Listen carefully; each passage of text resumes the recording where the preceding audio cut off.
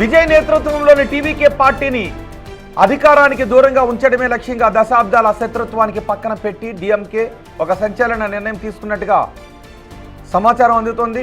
అన్నా డీఎంకే ఏర్పాటు చేసే ప్రభుత్వానికి బయట నుంచి మద్దతు ఇవ్వడానికి డీఎంకే సిద్ధమైనట్లుగా తెలుస్తోంది. ఈ మేరకు రెండు పార్టీల మధ్య చర్చలు ఓ కొలికి వచ్చినట్టుగా తెలుస్తోంది. విజయ్ ప్రభంజనంతో ద్రవిడ పార్టీల అస్తిత్వం ప్రమాదంలో పడిందని భావిస్తున్న డీఎంకే అన్నా డీఎంకేకు బయట నుంచి మద్దతునివ్వాలి అని నిర్ణయించినట్లుగా తెలుస్తోంది. ద్రవిడ పార్టీల మధ్య కుదిరిన ఒప్పందం ప్రకారం పళనిస్వామి ముఖ్యమంత్రిగా ప్రమాణ స్వీకారం చేసే అవకాశం ఉంటుంది. అయితే డీఎంకే ప్రభుత్వంలో చేరకుండా ఎలాంటి మంత్రి పదవులు తీసుకోకుండా కేవలం అసెంబ్లీలో మెజార్టీ నిరూపించుకునే సమయంలో ప్రభుత్వానికి అనుకూలంగా ఓటు వేయనుంది. లేదా తటస్థంగా ఉండి ప్రభుత్వం పడిపోకుండా కాపాడాలని నిర్ణయించినట్లుగా తెలుస్తోంది. ఈ మొత్తం వ్యవహారాన్ని బీజేపీ తెర వెనుకుండి నడిపిస్తున్నట్టు రాజకీయ వర్గాలలో ప్రచారం జరుగుతోంది.